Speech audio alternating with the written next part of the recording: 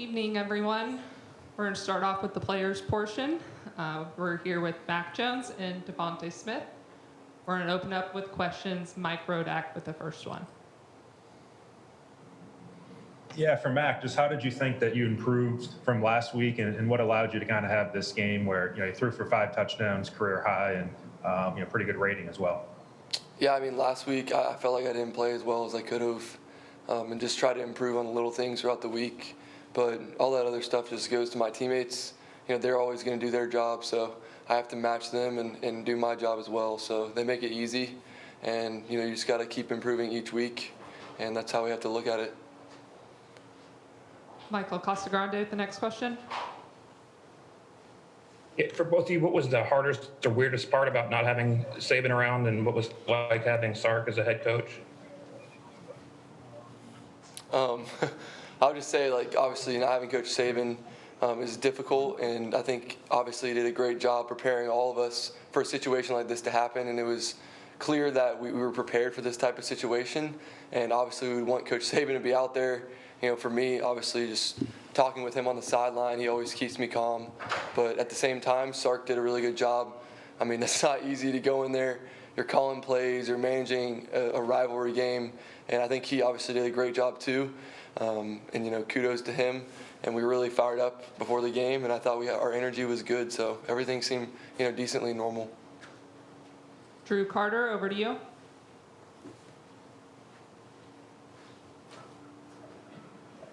Hey guys, this is for DeVonta.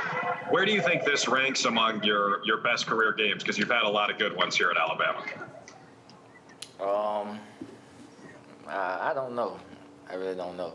Just going out there, just competing at the end of the day, just doing whatever I can to help the team win.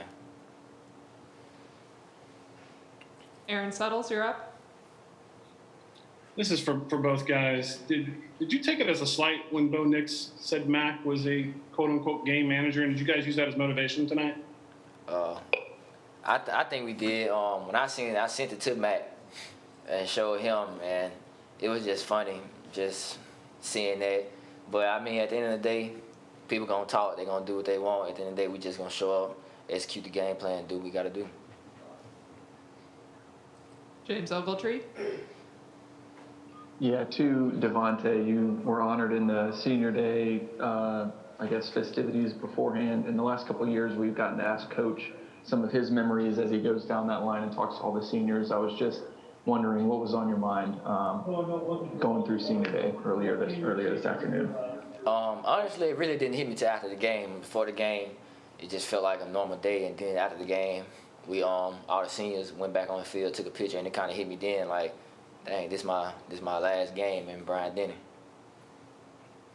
Patrick Brickman, go ahead. This is for both of you guys, but what do you imagine it was like Nick Saban by himself watching the TV? What do you think he was like watching that game? He mentioned he yelled a little bit at some points. That's pretty much what I figured would happen. He'll be yelling at the TV when stuff didn't go right, and he'd just be out there like he was on the field. These will be the final 2 questions. AP Stedham, go ahead. Mac and DeVonta, congratulations. Mac, when DeVonta was wide open on that first half touchdown, did you hesitate for a moment to make sure you threw it right to him? You were accurate with the throw, and then DeVonta, when the ball's hanging in the air like that, you're wide open. You really have to focus in to make that catch. Yeah, I mean, it was just a good call. We double moved again, and it worked, but I couldn't really think about all that. While I'm in there, I just kind of threw it up to Smitty. Guy's wide open, makes a great play. And to have a double move, you have to have great protection from your line and running back. So pretty easy on my part.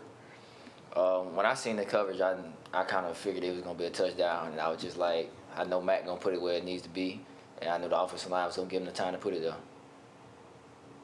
Michael Casagrande with the final question for our offense players. What was it like, the pregame message Saban sent to you guys on Zoom in the locker room? What was that moment like? What was the emotion in that moment?